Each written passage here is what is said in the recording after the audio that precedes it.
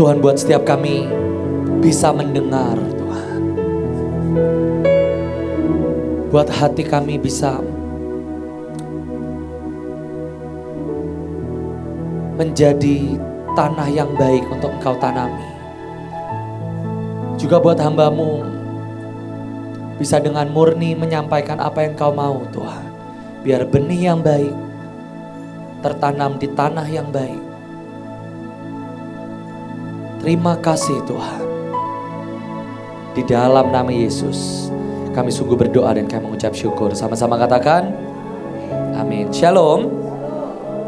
Shalom. Apa kabar? Luar biasa. Boleh tepuk kiri kanannya, lepaskan berkat, doakan mereka. Berikan haus dan lapar akan kebenaran. Berikan kesehatan, tidak pegel-pegel. Saya bisa mendengar firman dengan baik. Amin. Yang siap mendengarkan firman katakan haleluya. Oke. Saudara, seberapa banyak saudara di tempat ini saudara suka soda? Boleh angkat tangan? Suka soda. Boleh angkat tangan, tidak berdosa ya. Saudara, saya membuat sedikit riset. Dan manakah yang menurut saudara jauh lebih baik? Soda biasa atau zero sugar, saudara? Siapa yang setuju soda biasa? Boleh angkat tangan. Yang setuju zero sugar, tanpa gula, itu jauh lebih sehat. Boleh angkat tangan? Oke, siapa yang lebih suka soda biasa? Boleh angkat tangan? Oke, ada yang mau? Saya tidak minum soda, nanti saya bagikan ya. Saudara, ternyata kenyataannya benar seperti yang diiklankan. Soda tanpa gula memang tidak pakai gula, tetapi mereka menggunakan pemanis. Mereka tetap manis dan mereka tetap berasa manis. Dan ternyata menurut riset, soda yang diet tanpa gula itu jauh lebih berbahaya dan beracun daripada soda biasa. Meskipun sama-sama berbahaya, dan seperti saudara tahu ya, mungkin ini satu botol, gulanya itu mungkin setengahnya saudara. Tetapi itu jauh lebih aman, tanda kutip, daripada yang memakai pemanis buatan. Dan saya sebut itu dengan sugar coat, saudara.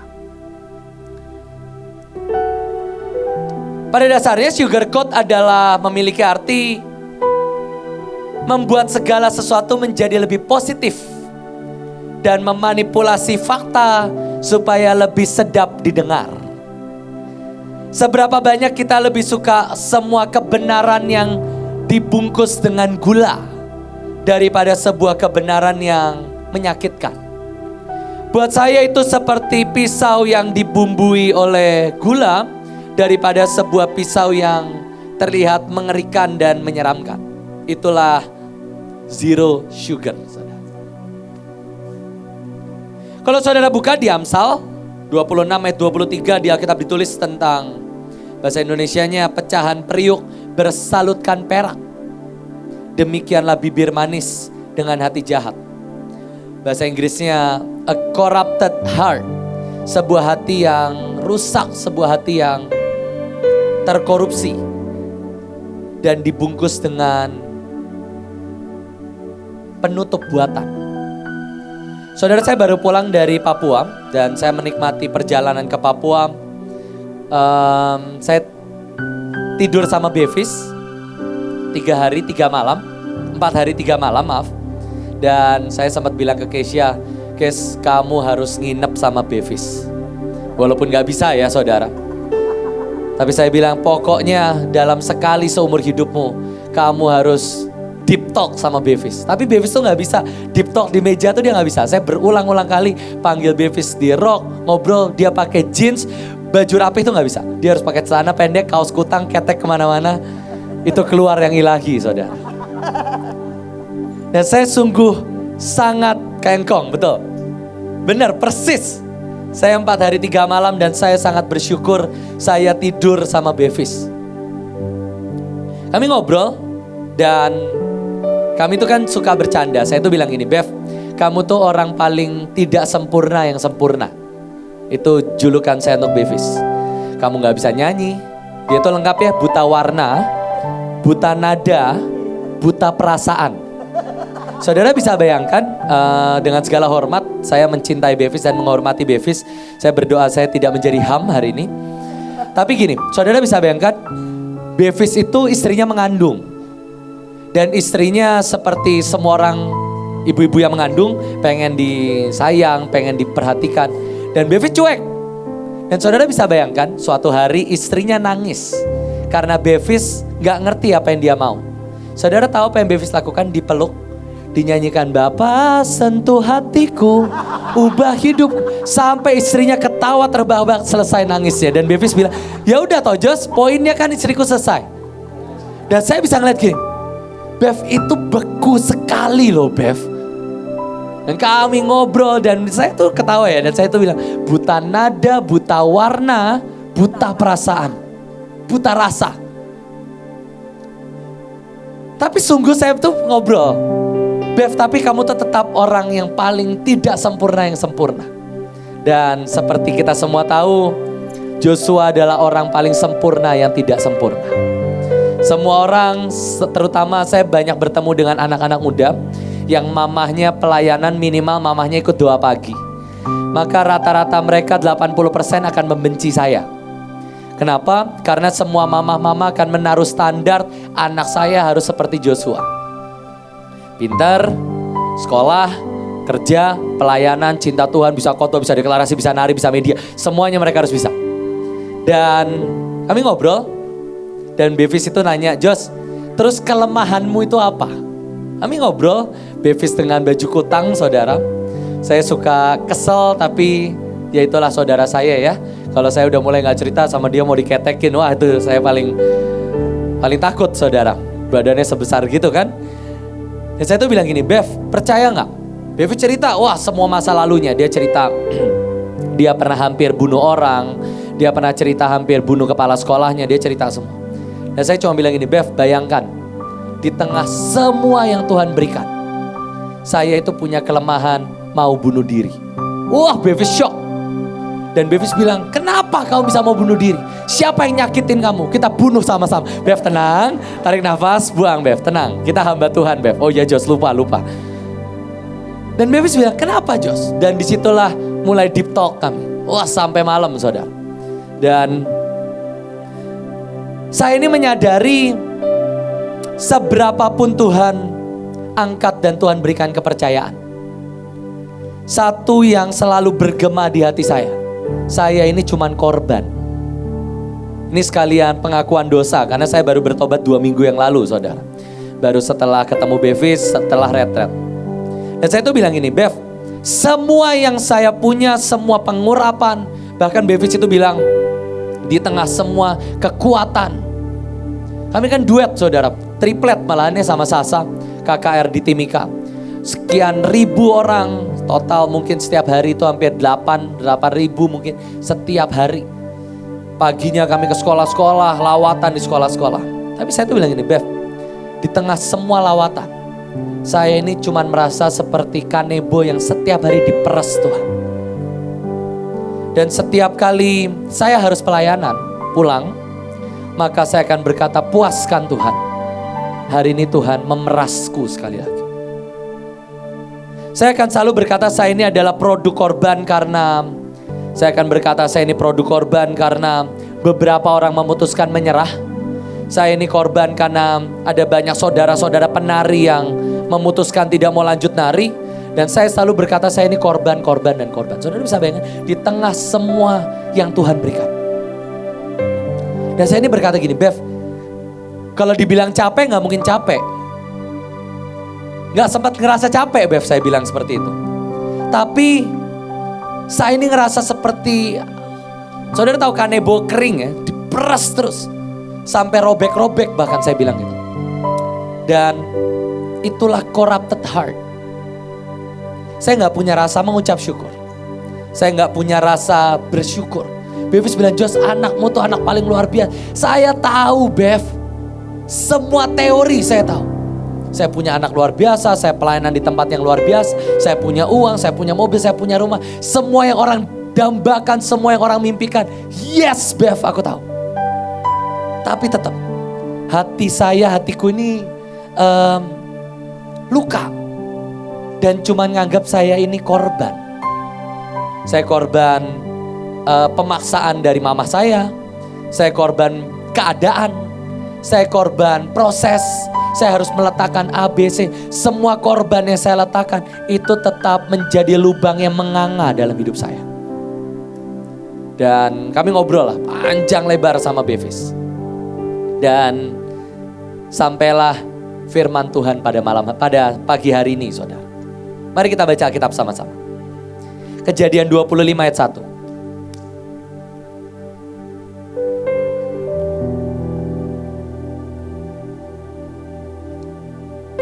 Saudara bisa buka sendiri dalam bahasa Indonesianya.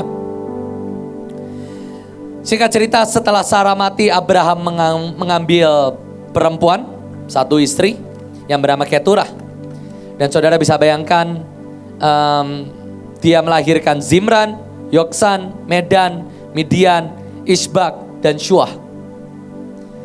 Dan kepada semua anak-anak selir-selirnya, mereka berikan upeti, persembahan, pemberian, dan kemudian semua dikirim ke daerah timur, jauh dari Ishak.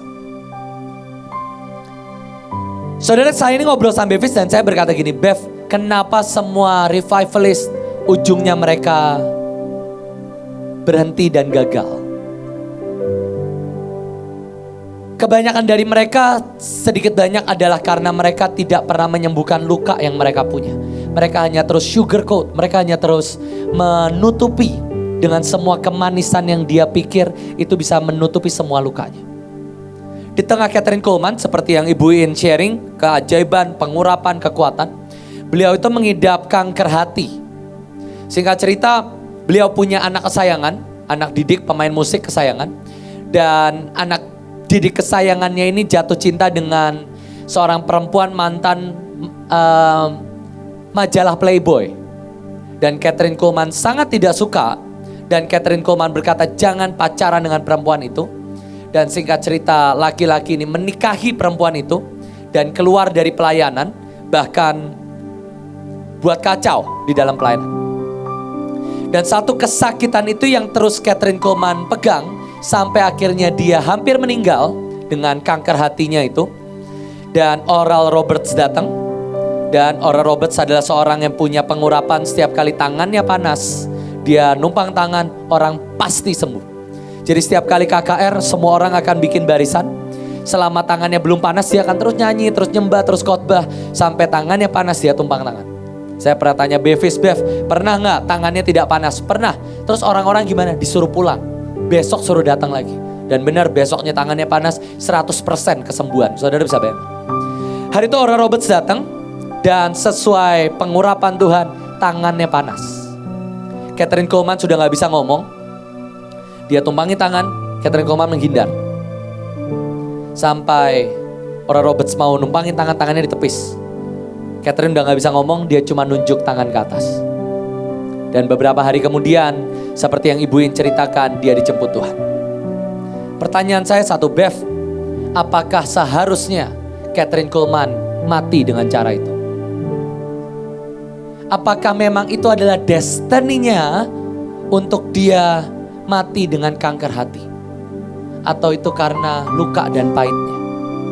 Dan kami ngobrol dan kami berkata, semua revivalist, ujungnya mereka cuma punya satu mimpi. Pulang ke surga, mati ketemu Bapa, selesai. Mereka terlalu muak dengan dunia. Di buku selalu mereka berkata seperti itu.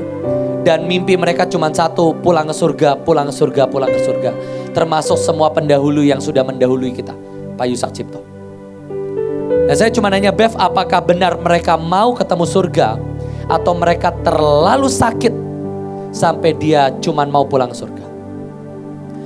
Saudara tahu Abraham adalah seorang yang meletakkan Ishak di atas mezbah. Dan Ishak ditaruh di atas mezbah, pisau diangkat, dan malaikat berkata, jangan bunuh dia. Tetapi bagi seorang bernama Abraham, Ishak tetap mati di atas mezbah. Saya ulang. Hari itu Ishak tidak pernah mati. Malaikat Tuhan menahan tangan Abraham dan Tuhan berkata, jangan bunuh anakmu. Aku sudah mempersembahkan domba. Aku sudah menyiapkan domba. Tetapi bagi seorang bernama Abraham, tetap Ishak mati di atas mezbah. Sejak peristiwa itu tidak ada pernah cerita bahwa Abraham mendidik Ishak. Dan yang mengerikan buat saya, saudara bisa bayangin ya, betapa gilanya seorang yang bernama Bapa orang percaya. Di Alkitab ditulis di Ibrani 11, Abraham adalah seorang yang mati pucuk. Tetapi seorang yang mati pucuk setelah Sarah mati bisa bikin 6 anak. Itu minimal 6-10 tahun lagi dari mati pucuk terjadi kebangkitan rohani, saudara. 6 anak dilahirkan setelah mati pucuk. Saudara bisa bayangkan, itu berarti Abraham menahan hasrat seksualnya selama sekian puluh tahun. Ini saudara sudah besar ya. Abraham menyimpan hasrat. Simpson juga sama. Simpson menahan hasrat seksualnya 20 tahun. 20 tahun dia menjadi hakim yang lurus, tidak menikah. Sepertinya dia kembali jadi seorang nazir. 20 tahun. Tetapi 20 tahun kemudian dia kembali ke Filistin dan dia melampiaskan apa yang dia tahan selama 20 tahun. Yang mengerikan adalah semua kita punya monster, punya kegilaan yang kita simpan di lubuk hati kita yang terdalam. Balik kepada kesaksian saya, saudara bisa bayangkan segila itu saya dengan menganggap diri saya ini korban. Saya ini bilang gini, Bev itu bilang, Jos kamu itu mungkin kurang liburan. Bev gak bisa, Bev. Kita ini beda breed, kita ini beda keturunan, kita ini beda bangsa. Kamu pilar, Bev. Kamu mungkin menjadi tenang, baca buku, doa, atau kamu bisa. Saya libur lebaran aja harus tugas, Bev. Ini ada pelayanan yang harus kita gerakan, kita topang doa. Saya ada pelayan kesini. Bev itu bilang ini, Jos, saya itu mau renovasi rumah aja, saya gak peduli. Bev itu lagi mau renovasi rumah, saudara. Dan saya tuh tanya, Bev kamu mau rumahnya seperti apa? Gak tahu, terserah. Biarin istri saya aja ngatur, pokoknya budget uang segini. Bev kamu mau punya anak laki-laki atau perempuan? Gak tahu. Anaknya namanya siapa? Gak tahu. Dan saya tuh bilang gini, Bev, sejak kapan kamu ini semua serba gak tahu? Ini deep talk kita, saudara, dengan kaos kutang itu. Dan Bev itu bilang gini, waktu mamahnya meninggal itu menyakitkan. Papahnya menjanjikan kita akan menghadapi ini sebagai seorang keluarga. Tetapi satu minggu kemudian papahnya masuk penjara. Itu menyakitkan. Tetapi yang paling menyakitkan adalah saat di dalam penjara papahnya memutuskan membohongi Bevis. Saya gak akan cerita terlalu dalam, mungkin suatu kali Bevis yang akan cerita. Dan papahnya berbohong dengan Bevis. Dan itulah pertama kalinya dia berkata, Bevis itu bilang ini, papaku masuk penjara, dia buat kasus di penjara, dia coba bunuh diri. Saya tetap bangga punya papa seperti itu. Saya gak pernah malu punya papa seorang napi. Saya gak pernah malu, kata Bevis. Tetapi paling sakit waktu papaku bohongin aku. Sejak saat itu tidak ada rasa lagi. Dan Bevis itu bilang ini, kalau aku tidak memeluk roh kebekuan, pasti aku gila, Jos. Kalau aku terus merasakan ditinggal Pak Yusak, ditinggal Bu Yusak, dia ngelewatin sangat, aku pasti gila. Dan ada satu roh kebekuan. Sama, saya juga bilang, sama Bev. Saya ini dituntut. Ini bukan curcol, karena saya sudah memutuskan sembuh, saudara. Umurnya baru 2 minggu kesembuhan saya ya. Saya tuh bilang gini, sama Bev, saya itu dituntut, kamu gak tahu apa yang dituntutkan buat saya. Saya baru ngomong gini, kamu tahu gak ada sekian banyak orang yang gajinya itu Saya tahu bukan melalui saya, tapi itu harus keluar dari Tuhan melalui saya. Itu jumlahnya hampir 100 juta sampai 150 juta kalau harus bayar kuliah, bayar beasiswa per bulan. Itu jumlah yang harus saya topang, baru uang, belum semua. Setiap bulan. Belum semua pelayanan, saya cerita sama Bevis apa adanya. Belum semua pelayanan yang dipercayakan, yang dituntutkan oleh Panglima buat saya. Ada pelayanan ini, bangsa-bangsa, provinsi, beberapa unit menghindar, jadi balik ke unit saya lagi, saya bilang gitu ke Bevis. Dan bayangkan, itu semua costnya berapa. Pulau Adonai, berapa banyak yang harus berangkat, semua saya mulai ceritain. Dan Bevis bilang, iya benar sih Jos, itu banyak banget. Dan saya bilang sama, kamu punya roh kebekuan, saya punya roh korban. Itu yang saya peluk supaya saya tetap selamat. Saya bilang, saya rasa saudara boleh tuntut saya 24 jam. Setiap kali saya masuk, saya pulang rumah, saya masuk ke dalam gua saya akan berkata, Tuhan, kamu boleh proses aku apapun, terserah. Tapi begitu aku masuk kamar, ini adalah hidupku dan aku cuman korban kanebo yang kamu peras. Itu selalu jadi gema yang saya gemain, supaya saya rasa saya akan selamat. Saya gak tahu apa yang menjadi gema dalam hidupmu. Mungkin saudara bisa berkata, oke, gak apa-apa, gaji terlalu sedikit, saya makan susah, gak apa-apa. Yang penting hidup saya mulia di surga. Dan itu cuma keluar dari mulut, dan di hatimu kau marah. Itu sama. Itu cuman roh yang kau bungkam. Mungkin beberapa engkau belum punya jodoh, beberapa engkau belum punya anak, dan kau berkata, oh gak apa-apa, yang penting nama Tuhan dipermuliakan. Yes, itu di mulutmu. Tetapi apa yang paling lubuk di hatimu? Saya pun baru sadar 2 minggu lalu, saudara. Saya pikir saya ini orang yang sudah sembuh. Saya pikir. Tapi ternyata saya menyimpan marah, saya menyimpan kebencian. Bahkan saya tuh bilang ini gara-gara semua orang ninggalin kok. Termasuk kakak saya, si A, si B, si C. Mereka semua pergi kok. Tuh kan, semua jadi saya. Semarah itu. Tapi kelihatannya dibungkus. Itu makanya saya harus upgrade. Makanya saya harus banyak berdoa. Kelihatannya yes, itu sugar coat. Bungkusannya. Makanya saudara boleh ngelihat kapanpun, saudara boleh kasih saya beban, saudara boleh maki saya akan tetap senyum kok. Tapi itu saya simpan semua di dalam. Saya adalah salah satu orang yang sulit melupakan dosa orang. Itu sudah saya potong-potong 2 minggu lalu, saudara. Tapi banyak dosa orang itu masih saya ingat sampai sekarang. Bahkan beberapa orang chatnya masih saya screenshot. Dan masih saya keep. Saudara bisa bayangin betapa gilanya saya. Nah balik ya. Saudara bisa bayangkan Abraham. Setelah dia taruh Ishak di atas korban, di atas mezbah, dan diangkat pisau. Pisaunya gak pernah membunuh Ishak. Tapi pisaunya itu membunuh Abraham. Singkat cerita Abraham punya 8 anak. Ismail, Ishak, dan semua anak-anak yang tadi. Ada Midian, ada. Dan saudara akan bisa melihat tidak ada satupun dari anak-anak Abraham yang dididik sama Abraham. Anak-anak Keturah mereka menjadi suku Arab, Ismail menjadi suku Kedar, dan Ishak memberkati anak yang salah. Saudara bisa bayangin, bapak orang percaya punya 8 anak. Bapak Abraham mempunyai banyak sekali anak-anak. Dan tidak ada satupun yang dididik sama Abraham. Itu mati di sini. Buat Abraham jauh lebih menghidupkan dia memeluk roh kematian itu daripada dia sakit setiap kali dia menyesal merasa bersalah. Saya mau tanya, kenapa Elia takut dengan Isabel? Kenapa Elia takut sama Isabel? Saudara bisa bayangin membunuh 400 orang itu gak gampang. Saya pernah ngelihat anak kucing kelindes di depan mobil saya. Bukan saya yang lindes.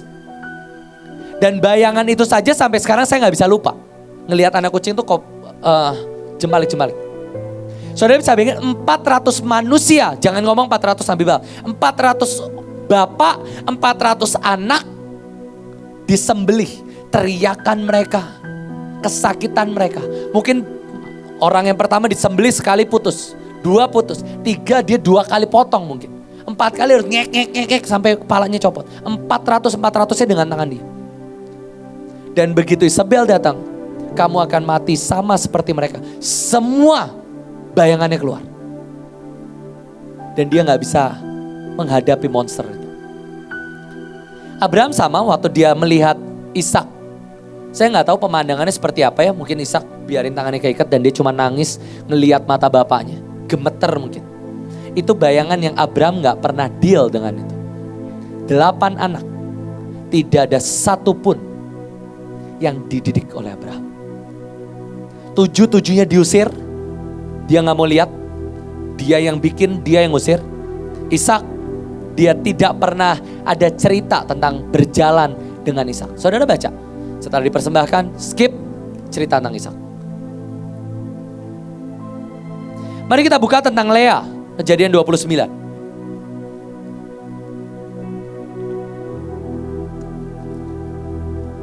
Lea adalah istri pertama dari Yakub. Dan kejadian yang sama, dia ini punya satu masalah. Masalahnya adalah dia tidak dicintai oleh suaminya. Nikah paksa. Suaminya mencintai adiknya, tetapi yang dinikahi kakaknya. Dan Lea ini punya anak hanya untuk kompetisi. Jadi saudara bisa bayangin ya. Dia menjual badannya, dia membiarkan dirinya ditiduri berulang-ulang, mengandung cuman demi apa? Demi mendapatkan cinta. Dan ini ceritanya. 3 anak yang pertama, Ruben, anak pertama yang dia dapat dan ternyata suaminya tidak mencintainya, berakhir dengan meniduri mamah tirinya. Simeon dan Lewi, anak yang dia pikir ini akan membuat Yakub mencintainya, membunuh satu bangsa. 2 orang menghabisi, mengeksekusi satu bangsa. Dan Yehuda, meskipun dia sudah deal dengan itu dan dia berkata, ya dah, aku mempersembahkan, menjual adiknya sendiri. Barulah 2 anak yang terakhir, Isakar dan Zebulon, dia sudah benar-benar sembuh dari itu. Tapi 4 anaknya, itu hasil dari kesakitan Lea. Saya bersyukur minggu lalu ada retret anak-anak muda. Saya ini nyiapin kertas. Biasa ya api unggun, kita nulis dosa, robek, bakar. Tapi di tengah udah mau nulis dosa, tiba-tiba Tuhan bilang, kali ini kita gak mau bakar dosa, kita mau bakar mimpi. Saya minta semua anak-anak rock nulis mimpi mereka. Saya siapin mereka kursi di sekitar api unggun. Anak-anak youth ini mereka naik ke atas kursi. Mereka baca mimpinya, mereka robek, mereka bakar. Mereka mau berkata, aku letakkan semua mimpiku di hadapan Tuhan. Dan saya ini ngelihat istri saya, saudara. Saya tanya, Kes, yang kamu tulis pertama apa? Keisha teriak langsung, suamiku hanya menjadi milikku. Diangkat. Saya pikir tuh nomor kedua, nomor ketiga lah. Mungkin nomor satunya siapa gitu ya. Ternyata nomor 1, paling atas gede, saudara. Joshua hanya jadi milikku. Tulis. Dan itu dirobek. Dia bakar, dia persembahkan. Saya gak pernah ngelihat anak-anak muda senangis-nangis itu. Mereka tuh gerung-gerung ngeletakin mimpi mereka. Ada yang berlutut tuh sampai 1 jam gerung-gerung, saudara. Wah, sampai digendong rame-rame, dirobek. Dia bakar tuh tangannya getar. Tapi itu gilanya manusia. Saudara bisa bayangin Lea ini cuman mengharapkan cinta.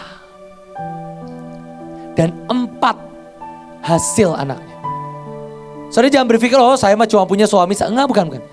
Hasil pelayanan yang kau lahirkan hanya untuk dapat tepuk tangan dari Bu Iin. Itu tidak lebih dari Ruben, Simeon, Lewi, Yehuda yang ujungnya menjual saudaramu lagi. Kita lagi buat lagu, bentar lagi kita akan buat tarian. untuk siapa engkau buat lagu dan tarian? Saya ini sejujurnya takut untuk bikin acara 7 Juni. Kenapa? Saya takut setiap kelompok hanya akan membela kelompoknya sendiri. Kelompok raja hanya nunggu urutan keempat. Dan selama urutan ke-1, oh ya Pilar biasa aja. Oh mempelai, oke lah. Oh ya pekerja, oke lah Bunita. Begitu raja, setelah itu biasa, tentara pasti rame. Imam, supranator, oke sekarang buin, ayo fokus. Itu yang saya takutin. Semua akan memamerkan dan berharap lagunya menjadi lagu yang terbaik. Semua akan aransemen, dan begitu aransemen lagu orang lain, tarian orang lain, latihannya akan setengah hati. Itu yang saya takutkan. Siapa sih yang gak pengen dapat tepuk tangan dan pujian dari Bu Iin? Saya aja ngejar kok. Siapa sih yang gak pengen yang dikatakan, wih unit pemenang lagunya bagus. Siapa yang gak pengen? Siapa yang gak pengen kesaksianmu masuk ke khotbah, apalagi videomu masuk ke Instagram? Siapa yang gak pengen? Saya aja pengen dan berharap lagu raja masuk ke Instagram ibu kok. Itu kan jiwa. Dan hasilnya apa? Tidak lebih, tidak kurang. Engkau hanya akan melegalkan segala cara, meniduri Bilha. Engkau akan membunuh satu bangsa. Atau engkau akan menjual saudaramu. Itu adalah hasil dari kalau engkau hidup hanya untuk tepuk tangan orang lain. Saya ini ngelihat ya, gak usah saudara lah. Saya. Bagaimana setiap tarian, setiap lagu. Ya sih, jadinya kelihatannya saya paling well prepared. Yes. Saya itu paling suka ini, ada namanya The Goddess of Well Prepared. Cilit namanya ya. God of Well Prepared, The Goddess of Well Prepared. Karena kami berdua ini orang yang selalu prepare. Begitu tahu nih ada tarian raja, tarian imam. Maka saya gak tahu di jurus apa yang sudah Cilit simpan. Dan biasa Cilit dan Adi itu mereka udah, Cilit itu kan prakaryanya bagus ya. Mereka udah nyiapin berbulan-bulan, mereka udah doakan.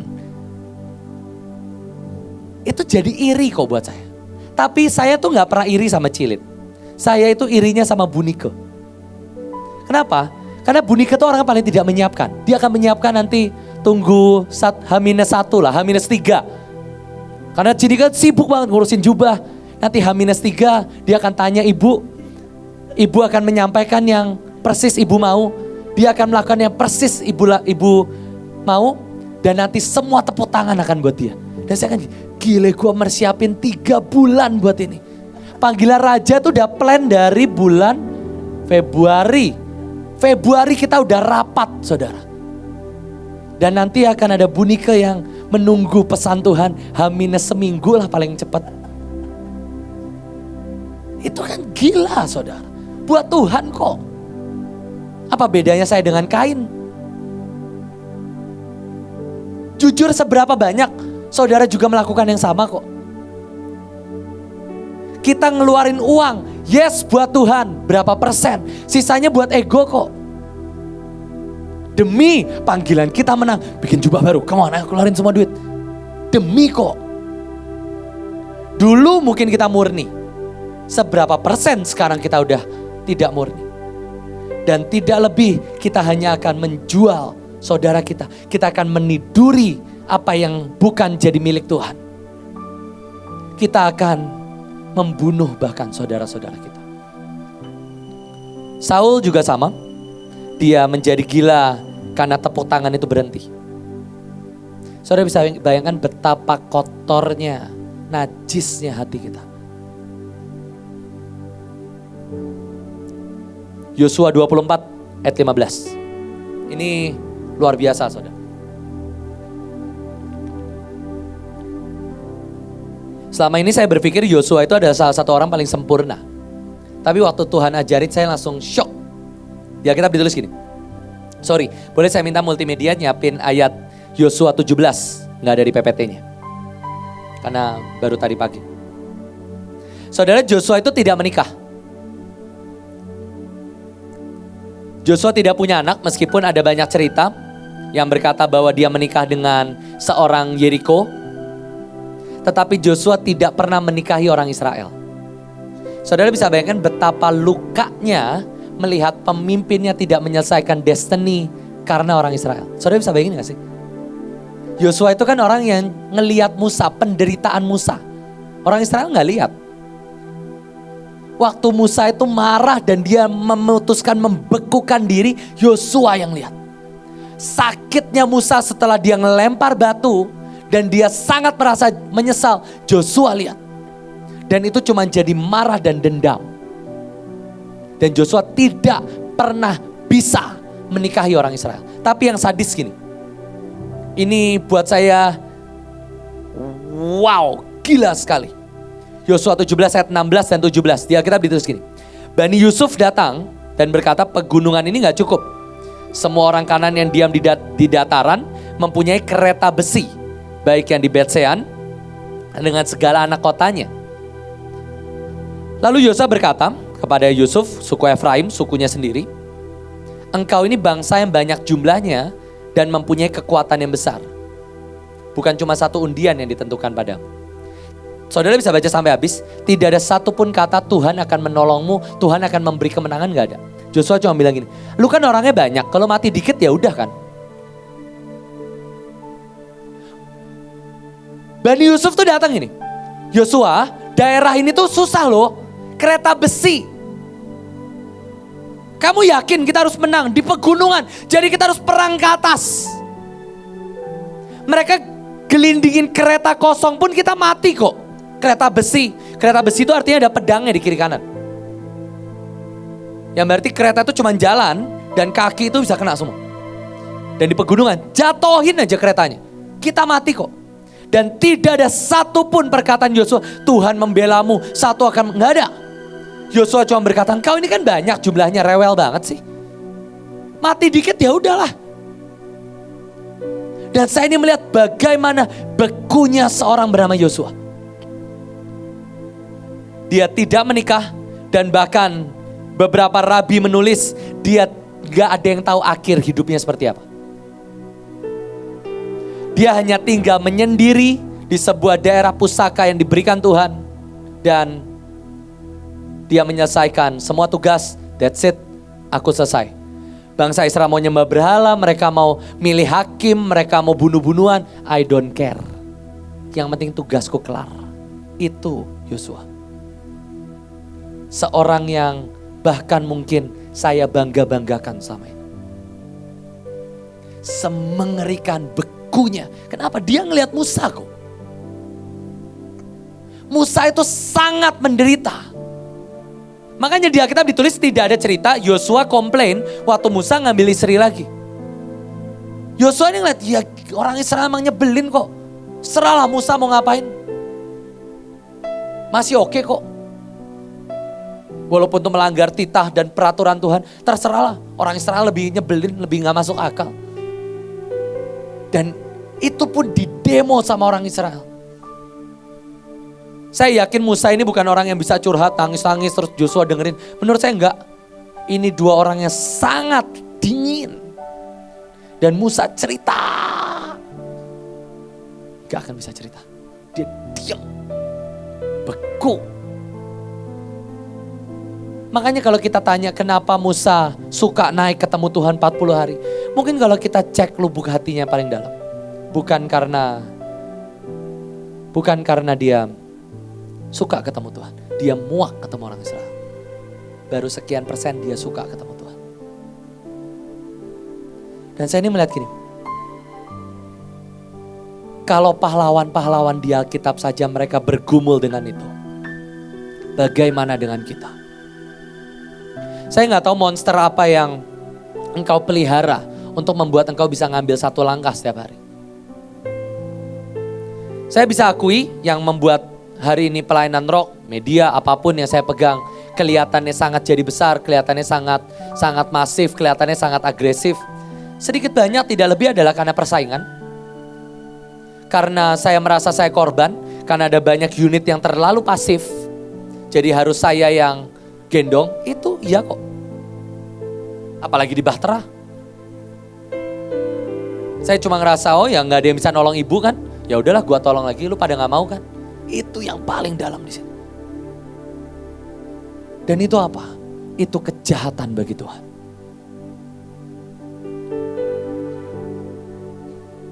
Kemudian ada seorang bernama Ahitofel. Ahitofel ini orang yang sangat jenius, saudara. Dia ini yang memimpin konspirasi. Kalau saudara baca di Alkitab, jelas dia ini yang memimpin konspirasi. Jadi bahkan sebelum Absalom mulai, dia itu sudah mengatur untuk konspirasinya. Dan buat saya baca sebuah artikel, keren banget. Ahitofel tuh sangat jenius. Ahitofel kan kasih saran sama Absalom. Absalom, malam ini juga kumpulin sekian belas ribu orang, kejar, pasti Daud mati, pasti. Dan Husai datang, Husai bilang jangan, kumpulin seluruh orang Israel. Menurut saudara mana yang lebih make sense? Belasan ribu atau seluruh orang Israel?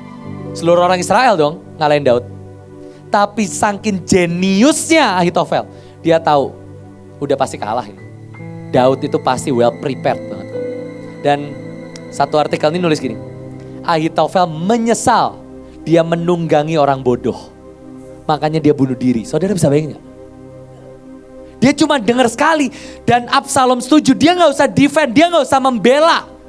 Absalom ini pasti enggak, dia gak usah bela. Begitu Absalom setuju, saking jeniusnya Ahitofel. Saking jenius, saking pinternya. Makanya dia ini penasihat raja. Saking pinternya. Dia tahu, alah aku ini salah pilih orang. Aku pikir Absalom pinter. Dan detik itu dia memutuskan pulang, bunuh diri. Langsung, instan, ayatnya itu langsung. Saking pinternya Ahitofel. Dan benar artikel ini lucu banget, dia bilang ini. Dia menyesal memilih orang bodoh dan menunggangi orang bodoh. Dia tahu gak mungkin menang Absalom, pasti Daud yang menang. Karena diberi jeda waktu. Itu kerennya Ahitofel. Tapi kalau saudara tahu, mainstream ya, siapa itu Ahitofel? Kakek dari Batsheba. Boleh tunjukin buat saudara yang belum tahu. Ini ada di Alkitab, Ahitofel itu ayah dari Eliam, Batsheba itu anak Eliam. Jadi Ahitofel adalah kakek dari Batsheba. Jadi saudara bisa bayangin, Ahitofel ini menyimpan dendam waktu cucunya diperkosa. Cucunya diperkosa. Saudara jangan berpikir, oh ya dia karena menantunya dibunuh. Enggak, dia gak peduli soal menantu-menantuan. Dia peduli soal cucunya diperkosa. Raja yang dia tolong sendiri. Saudara bisa bayangin gak? Daud itu dipimpin sama Ahitofel, sama orang jenius ini. Yang bisa ngelihat seprecise itu. Udahlah ini Absalom pasti mati. Sepresisi itu.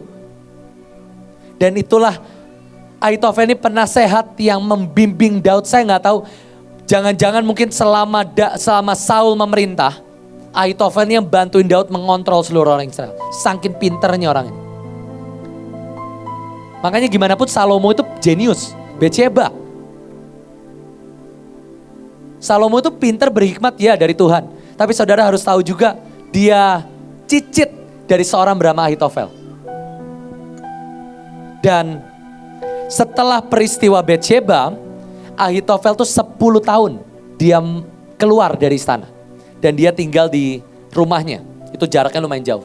Dan dia berpikir, Ahitofel berpikir 10 tahun cukup untuk meredakan kemarahan. Jadi saudara ini jangan pikir kemarahan tuh bisa time heals everything. Enggak. Simpson menahan hasrat 20 tahun. Abraham menahan hasrat 115 tahun lebih. Nunggu Sarah mati. Bikin anak 6 saudara.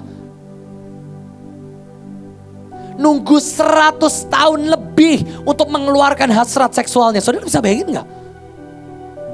Itu bapak orang percaya itu loh. Simpson nahan 20 tahun. Ahitofel nahan 10 tahun. Nih Elion berapi-api juga ya.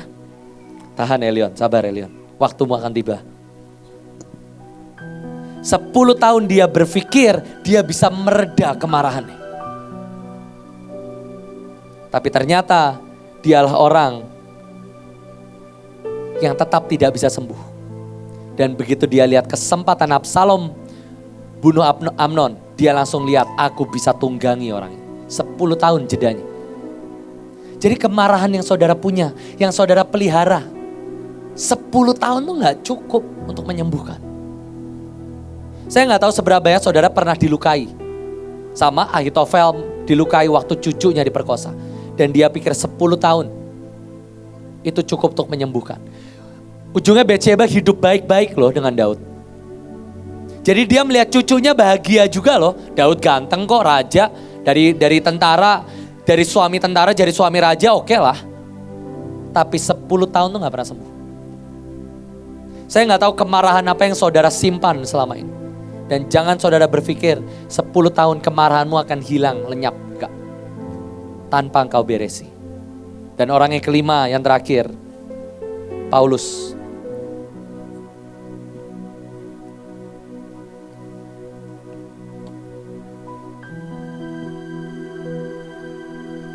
Waktu Tuhan ajarin, Tuhan share, saya ini cuman gini. Wah, mengerikan sekali. Saudara, pada saat Saulus bertobat, Saulus ini tidak diterima oleh semua rasul, termasuk Petrus, Yohanes, saudara sebutlah semua. Itu tidak dipercaya. Kenapa? Semua orang percaya Saulus itu hanya menipu, karena memang itu pekerjaannya. Dia akan masuk, menyusup, dan dia akan bunuh semua orang. Tetapi ada satu orang bernama Barnabas. Dan Barnabas ini seorang yang meresikokan dirinya untuk mengambil Saulus menjadi murid. Dan membimbing Saulus menjadi seorang bernama Paulus yang menjadi pahlawan iman hari ini. Tetapi kalau saudara baca di Alkitab, suatu kali Paulus berpisah dengan Barnabas. Berpisah dengan mentornya, berpisah dengan tuannya, berpisah dengan gurunya. Kenapa? Kita baca ya. Tetapi Paulus dengan tegas berkata bahwa tidak baik membawa orang serta yang telah meninggalkan mereka di Pamfilia dan tidak mau turut bekerja bersama-sama dengan mereka. Hal itu menimbulkan perselisihan yang tajam sehingga mereka berpisah dengan Barnabas, membawa Markus serta berlayar ke Sirus.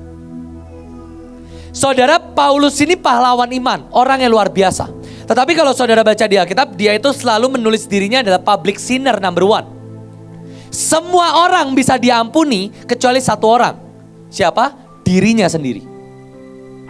Paulus tidak pernah bisa mengampuni dirinya sendiri. Loh, dia yang menulis semua kasih karunia itu dia yang nulis. Yes.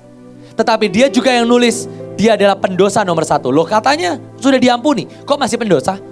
Karena dia bisa mengampuni orang lain, dia tidak bisa mengampuni dirinya. Nah, pada waktu dia melihat seorang yang pernah mengkhianati, dia melihat dirinya di situ. Saudara bisa ngikutin? Paulus ini orang yang mengajarkan kasih karunia. Karena dia tahu rasanya kasih karunia. Tetapi tetap dia tidak bisa mengampuni dirinya sendiri. Dia tetap menulis, akulah pendosa nomor 1. Public sinner number 1. Dan dia selalu ingin menderita. Dia selalu ingin menghukum dirinya. Ini rasul paling cari mati menurut saya. Sengaja. Dan tiba-tiba di dalam pelayanan dia ketemu satu orang yang berlaku persis kayak dia, mengkhianati. Dan tiba-tiba bayangan orang yang meninggalkan di Pamfilia yang tidak ikut bekerja turut bersama mereka, dia melihat dirinya sendiri di situ. Dan waktu dia lihat Barnabas membela orang yang tidak layak diampuni, yaitu dirinya sendiri, dia tinggalkan Barnabas. Saudara, kalau engkau tidak pernah menyembuhkan dirimu sendiri, engkau tidak pernah memberesi yang paling dalam,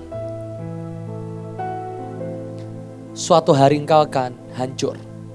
Amsal 4 ayat 23.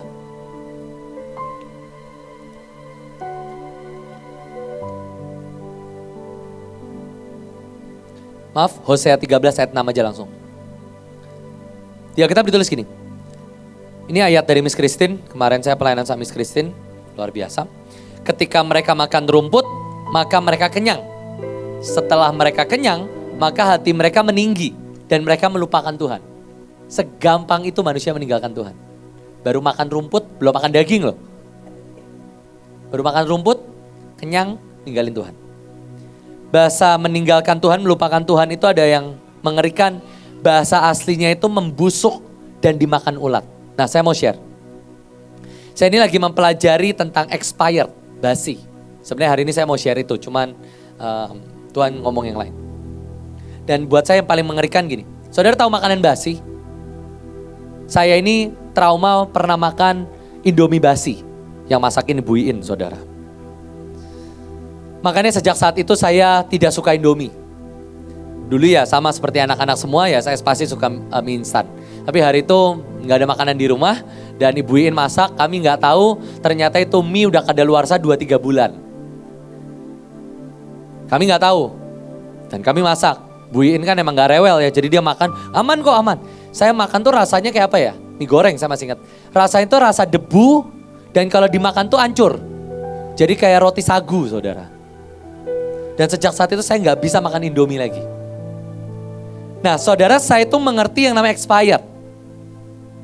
Siapa yang di sini pernah makan makanan expired? Oh ya, satu hal juga yang paling sering saya makan yang expired, itu jus basi. Kenapa? Saya nggak tahu ada apa dengan jus basi, tapi saya sering banget keminum jus basi, saudara. Keisha beliin saya jus jeruk. Saya bilang, Kes, saya ini punya kitab Taurat yang berkata jus itu dimakan sebelum makan lauk. Jadi kalau setelah lauk saya nggak bisa minum jus. Saya udah terlanjur minum, jusnya baru datang. Jadi saya akan simpan ini di kulkas.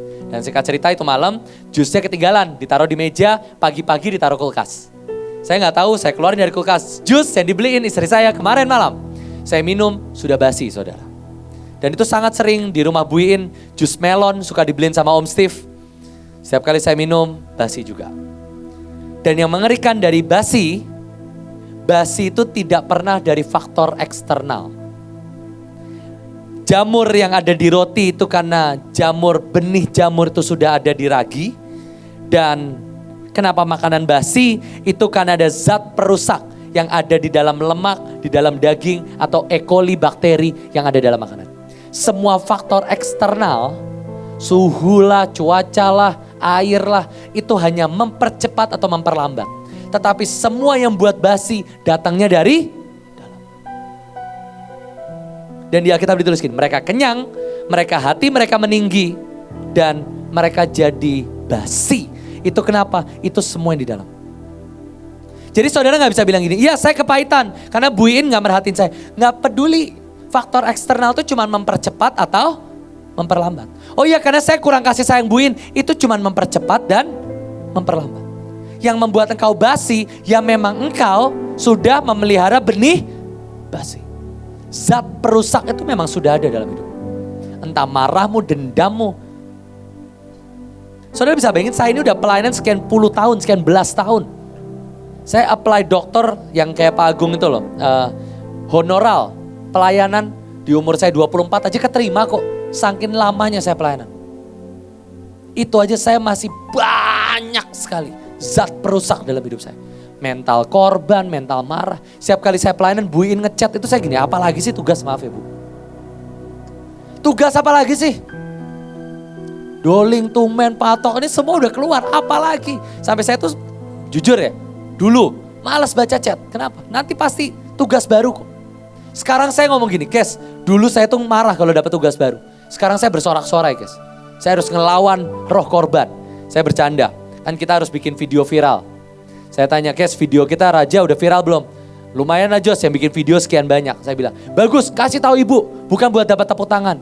Supaya standarnya dinaikin lagi. Yes, sudah bertobat, saudara. Umur 2 minggu bertobatnya. Kalau dulu, jangan kasih tahu dulu. Tunggu semua upload, dikit-dikit kan. Kita nunjukin, Bu, udah selesai ya Bu kerjaan. Gitu. Sekarang enggak, tunjukin sekarang. Pasti nanti ibu minta tambah, kurang banyak. Harus masuk YouTube. Nah, bagus guys. Kita bikin video lebih baik lagi. Saudara bisa bayangin, saya aja udah berbelas tahun. Anaknya Bu Iin asli, ting-ting. Saya sudah tes DNA. Sayangnya kok Steven lebih mirip Bu Iin daripada saya. Tapi itu malah lebih banyak berantemnya, saudara. Tapi itu pun ternyata zat perusak dalam hidup saya. Banyak sekali. Kemarahan, dendam, iri.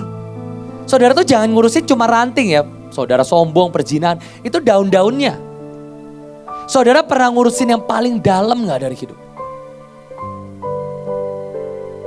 Pembuktianmu, irimu. Saya akan tutup dengan satu ayat. Terus gimana caranya supaya engkau sembuh? Banyak saudara, Alkitab itu menyebut diri kita tuh disturbed. Disturb itu kata baiknya dari gila saudara. Jadi memang jiwa kita ini gila. Kalau bahasa Inggrisnya tuh sopan, disturb. Jadi kita tuh punya jiwa yang terganggu. Aslinya sih gila-gila aja ya saudara ya. Tapi saya mau tutup dengan ayat terakhir di Mazmur 109.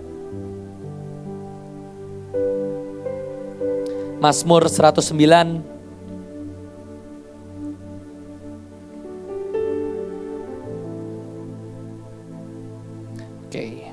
ayat yang ke-21. Tetapi engkau ya Allah Tuhanku, bertindaklah kepadaku oleh karena namamu, lepaskanlah aku oleh kasih setiamu yang baik. Sebab sengsara dan miskin aku dan hatiku terluka dalam diriku. Kalau di dalam bahasa Inggrisnya itu ada yang cacat, ada yang miskin dalam hidupku.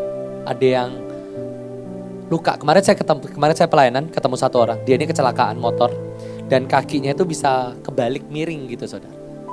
Dan itu gak bisa diapa-apain lagi karena hasil kecelakaan. Dan Tuhan tuh cuma bilang gini, semua luka di dalam perjalanan itu tuh membuat tubuh kita, tubuh roh, tubuh jiwa kita tuh gitu. Kakinya tuh aneh.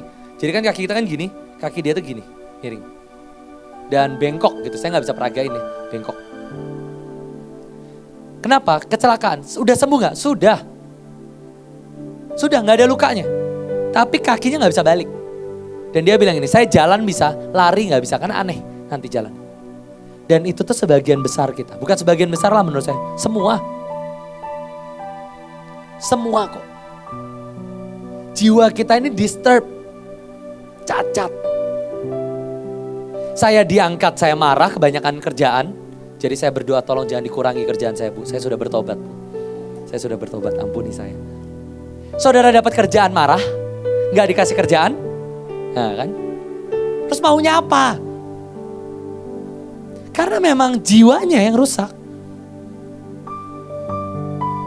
Saya belajar, saudara bisa bayangin Saul. Kecapi yang sama, pemain kecapi yang sama. Daud main kecapi, hari pertama roh jahat pergi, hari kedua tombak nancap. Nggak ada bedanya, kecapinya sama, lagunya mungkin sama, penyanyinya sama. Kumat. Jiwa kita ini kalau saudara nggak urusin, Tuhan bisa bawa engkau setinggi-tingginya. Engkau pasti hancur kok. Belajarlah semua revivalist. Semua. William Seymour mati dengan uang di sekelilingnya kok. Catherine Kuhlman mati dengan kanker kok. Saya bisa ngomong semua revivalist. Mungkin salah satu yang finish strong cuman Oral Roberts. Mati di rumah sakit sembari nyanyi, sembari khotbah KKR. Itu yang saya tahu. Sisanya hampir semuanya. Mereka punya jiwa dan motivasi yang sudah nyimpang. Makanya Tuhan harus bawa mereka pulang.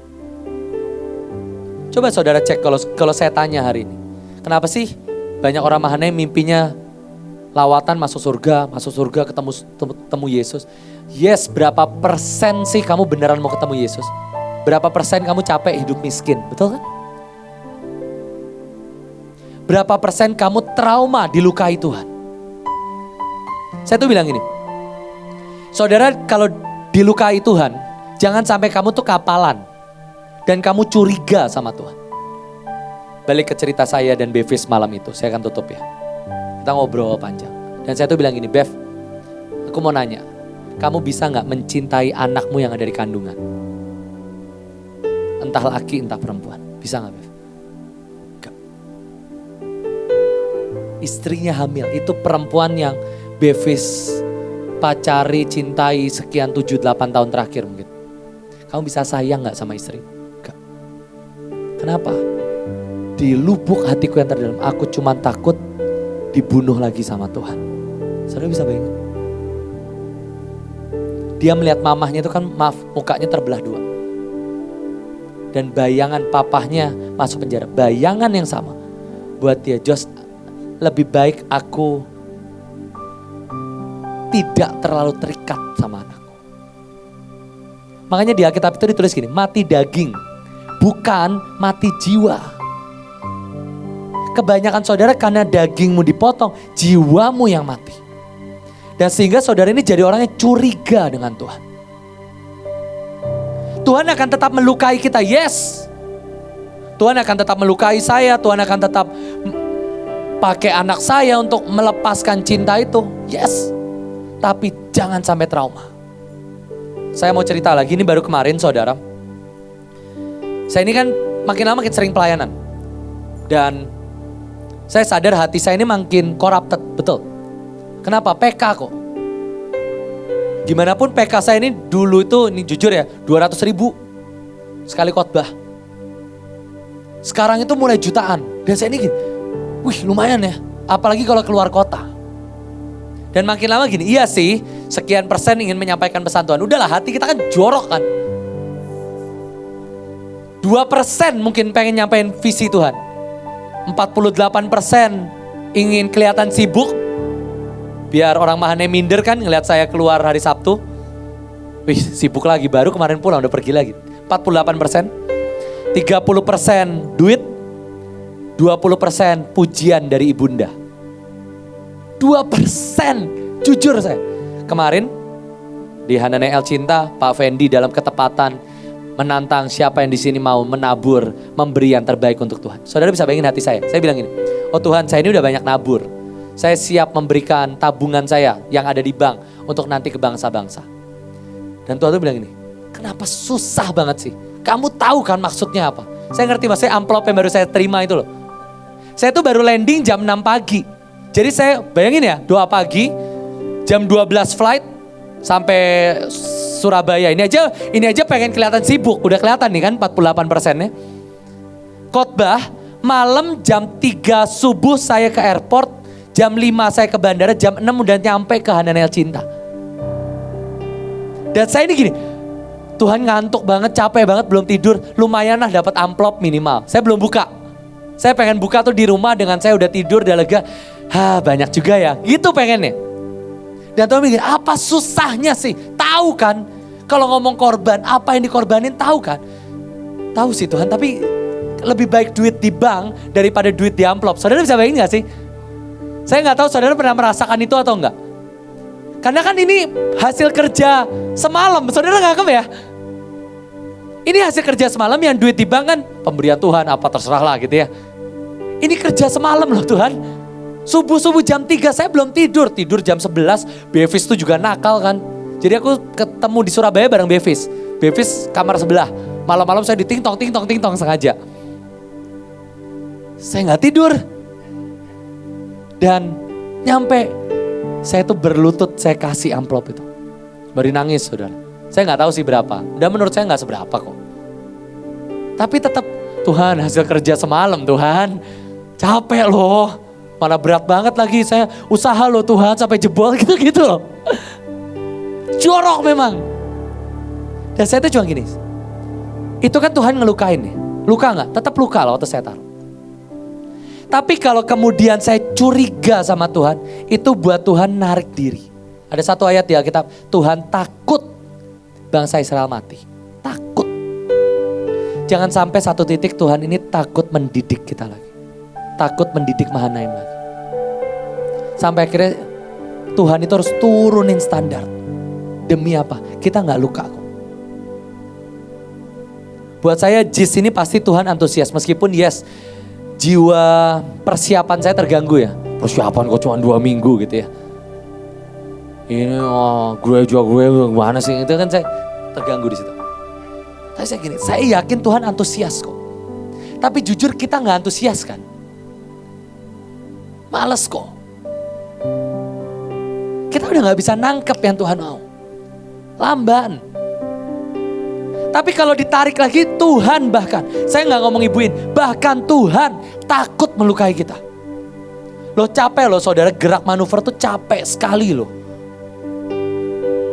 Kita baru persiapan 7 panggilan, harus ke JIS lagi. Apalagi yang penari ya, koreo tarian lagi, nyiapin lagi, pindahan lagi. Tapi jangan sampai luka. itu membuat Tuhan itu gak bisa didik kita lagi. Makanya di Alkitab ditulis gini, Tuhan, ayat yang ke-21, bertindaklah kepadaku oleh karena namamu. Deal with me and act with me. Bukan cuman deal, tapi bekerja, berjalanlah juga sama kita. Sampai apa? Sampai kita sembuh. Saudara, setiap kali ada firman disampaikan, coba saudara belajar Tuhan. Deal. Cinta uangku, pelitku, miskinku, beresi Tuhan. Saya aja gitu kok. Pengen kelihatan paling capek, pengen kelihatan paling kerja. Tapi saya sungguh berdoa, kita sungguh bertobat saudara. Kita sungguh potong satu akar. Sampai ujungnya seperti di Alkitab ditulis, jadilah sempurna seperti Bapamu di surga. Mari tutup matamu sama-sama. Tuhan, ampuni kami Tuhan. Ampuni kami yang miskin, yang munafik, yang marah, yang hanya memendam.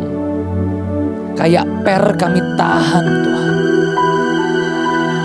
Semua iri, semua sombong, semua munafik kami hanya kami pendam. Semua kegilaan kami, semua cinta kami akan dunia, semua kehausan, kelaparan kami akan manusia, hanya kami pendam Tuhan. Deal with me Tuhan, and act with me. Bapa, sungguh sembuhkan jiwa kami yang corrupted, yang disturbed, yang rusak ini Tuhan. Yesus, sungguh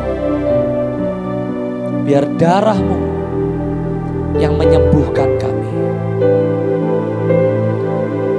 Sungguh Tuhan, terima kasih Tuhan, di dalam nama Yesus.